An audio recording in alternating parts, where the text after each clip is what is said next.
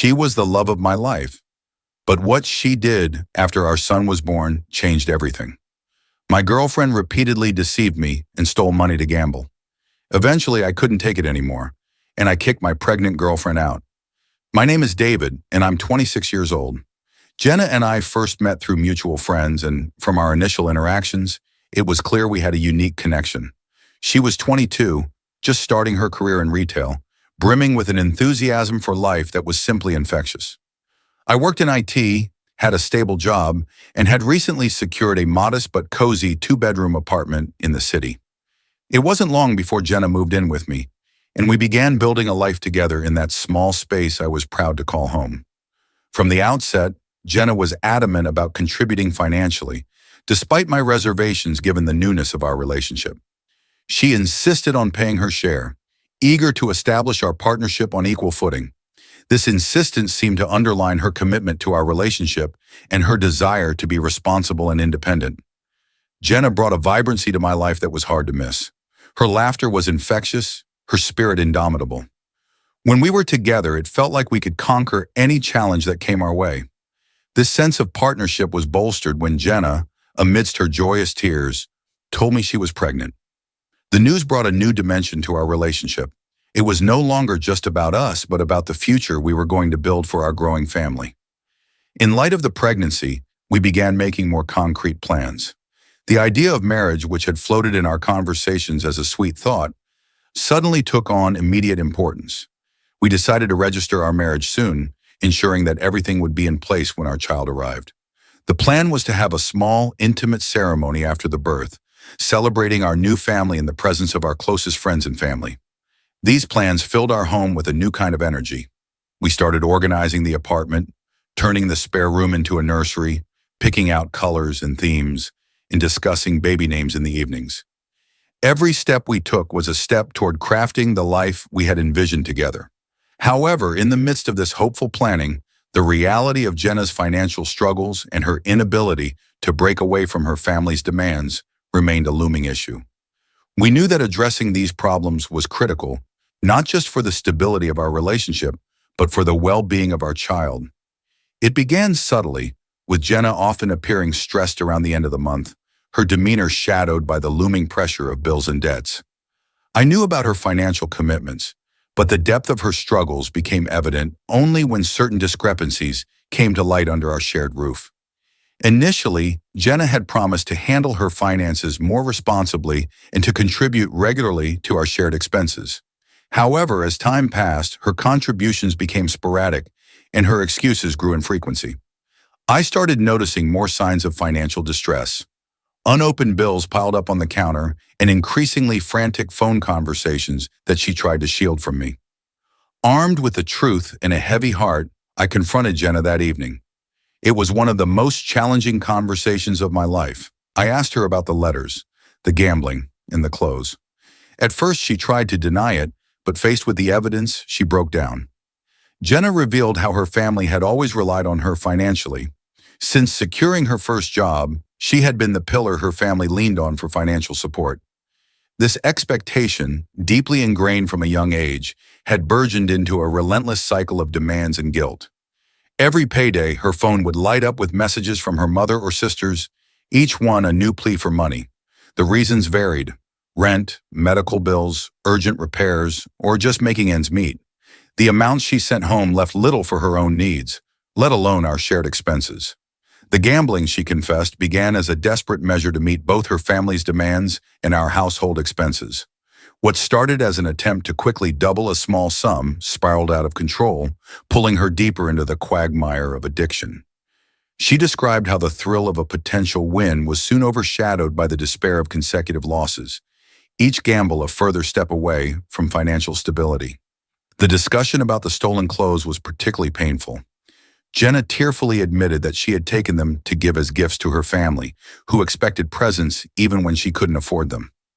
She was trying to maintain a facade of stability and generosity with them, even while drowning financially. This revelation was a turning point in our relationship. The trust that formed the foundation of our life together had been severely damaged. I felt betrayed and hurt, but also deeply concerned for Jenna. She was caught in a destructive cycle, manipulated by her family's demands and struggling with a gambling issue that was her misguided solution to financial pressure. After confronting Jenna about her gambling and the financial deceit, I realized that the situation couldn't continue as it was. It was a difficult conversation, one that required laying everything on the table. The deceit, the theft, the gambling, all of it. I told Jenna that for us to move forward, there needed to be complete transparency and a commitment to change. The future of our relationship and the well-being of our soon-to-be expanded family depended on it. Jenna's response was solemn but hopeful. She acknowledged the pain she had caused and expressed her determination to make things right. She agreed to my request to have regular access to her bank statements. It was a practical measure, not one I took any pleasure in demanding, but necessary to rebuild the trust she had broken. She also agreed to set up a strict budget for personal spending and contribute a fixed amount monthly towards household expenses directly from her paycheck. The revelations of that day changed everything. Trust, the cornerstone of any relationship, had been deeply eroded. The path ahead was uncertain. Could I trust Jenna again? Could our relationship survive the twin shadows of deceit and addiction? These questions haunted me, but amidst the turmoil, a resolve formed within me. I cared deeply for Jenna, and if there was a chance to salvage our future together, I was willing to try. Update. For a while, things seemed to improve. Jenna appeared more open about her finances, showing me her bank statements without hesitation.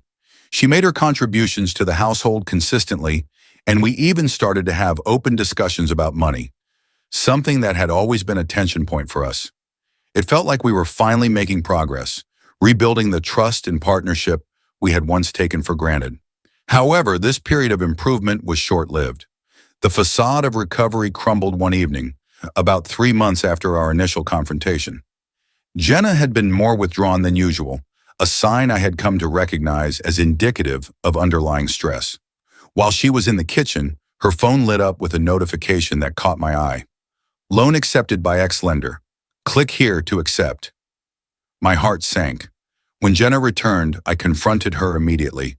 The trust I had been cautiously rebuilding shattered with the sight of that message. She broke down, confessing that despite her earlier promises, she had taken out another payday loan. She explained that her expenses had overrun her budget this month more than she had admitted, and she felt this was her only way out. Her justification did little to assuage the sense of betrayal. I reminded her of our agreement. No more loans, no more secrets. Yet here we were again, facing the same issue of hidden debts and financial irresponsibility. It was a painful realization that despite her promises, Jenna hadn't fully committed to changing her behavior or addressing the underlying issues that led to her financial recklessness. I asked to see her bank statements, something she had agreed to share openly. This time, however, she refused, claiming that I was being controlling and that she needed to handle her finances independently to truly learn from her mistakes. This refusal was a red flag, indicating that not only was Jenna backsliding, but she was also not ready to fully confront her issues as we had planned. The confrontation that night did not resolve anything. Jenna's reluctance to show her bank statements and her decision to take out another loan without discussing it with me first showed that our earlier resolutions were superficial. The underlying issues, her handling of financial pressure, her dependency on quick fixes like loans, and her inability to resist impulses to spend, remained unaddressed. The tension in the air was palpable as I confronted Jenna about the latest incident, the missing cash and the money ostensibly used to pay for the sofa that had been sold to her mother. It was a few weeks after Jenna had moved back in a bid to provide stability for our soon-to-arrive baby. However, the peace was short-lived. I had discovered that a substantial amount of cash, money that was a gift and meant for our future needs, particularly with the baby on the way, was missing. Compounding this issue was the fact that Jenna's mother had only partially paid for the sofa, despite agreeing to pay the full amount, and now claimed dissatisfaction with its condition as a pretext to delay further payments. When I brought up these issues, Jenna's initial reaction was defensive. She vehemently denied any wrongdoing, claiming ignorance about the missing cash. But the evidence was too concrete, the circumstances too coincidental. The trust I had tried to rebuild was crumbling rapidly under the weight of continual deceit. Her defensiveness quickly turned to accusations. Jenna claimed that my focus on finances and tracking every penny was controlling, that it overshadowed her emotional and physical needs, especially during her pregnancy. She argued that my insistence on transparency and accountability was a form of surveillance, not partnership. The cycle of deceit had not been broken, and the realization was a bitter pill to swallow. The trust that is so crucial in any relationship was once again in jeopardy, and with a baby on the way, the stakes were higher than ever. This was not just about us anymore.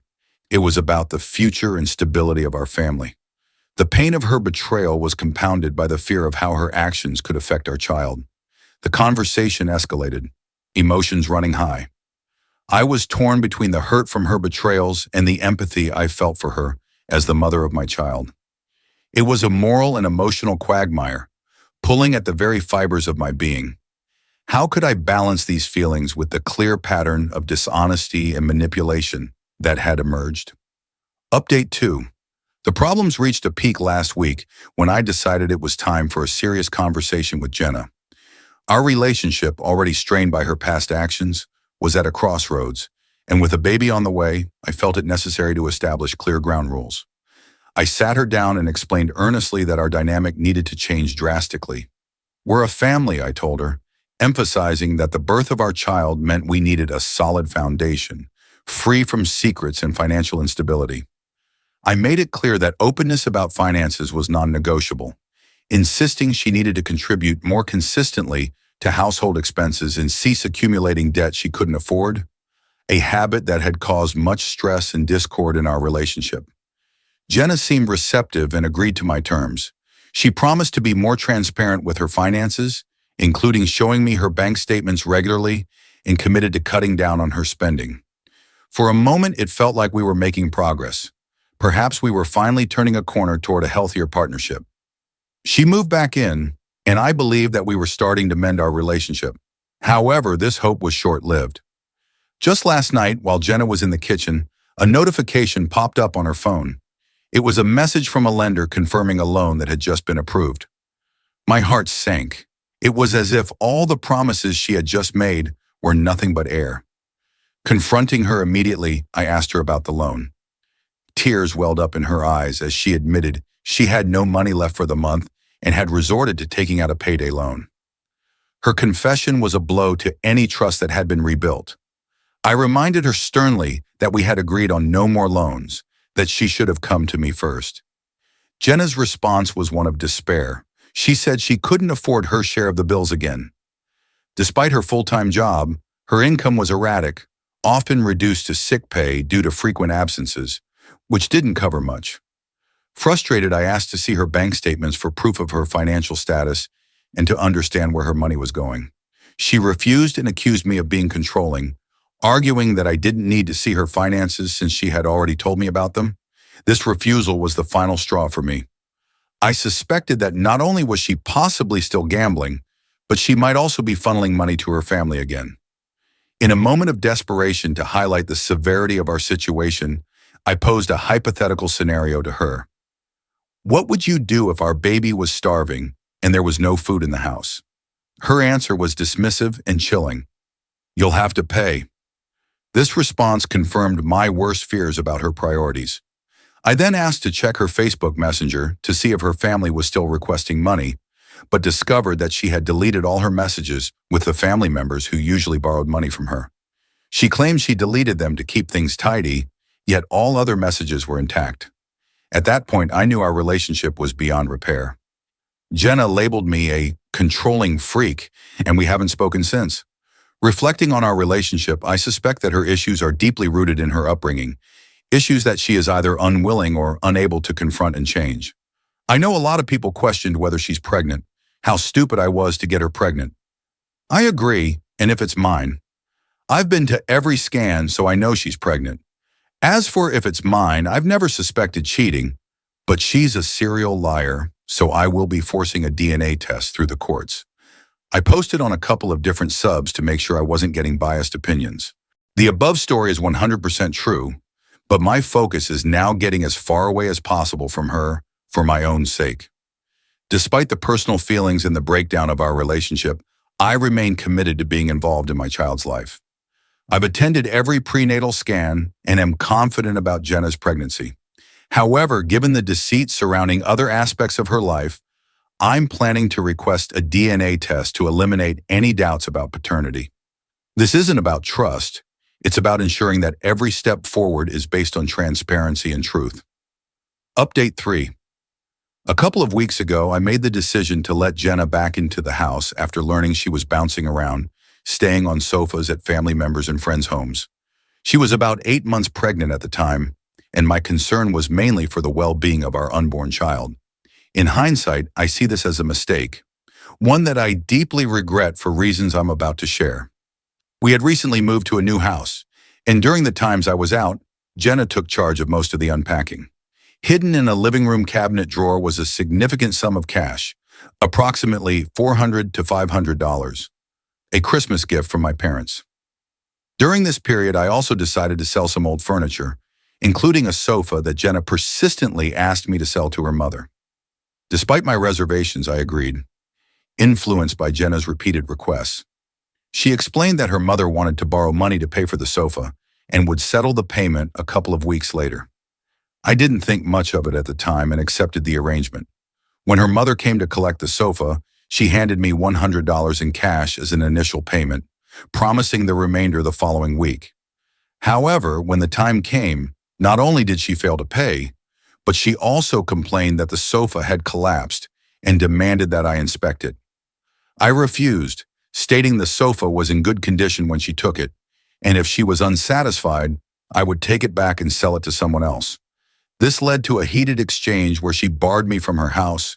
My girlfriend sided with her mother, accusing me of being controlling and unnecessarily involving myself in a family dispute. Later, when I realized the cash was missing from the drawer, I searched the entire house to no avail. Everything else was unpacked, even trivial items like a blown light bulb. When I confronted Jenna about the missing money, she defensively claimed it was somewhere, echoing the vague excuses she had given before.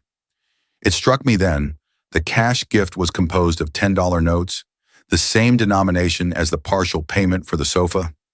I suspected that Jenna had stolen the money to facilitate her mother's partial payment to me, effectively making me pay myself minus the stolen amount.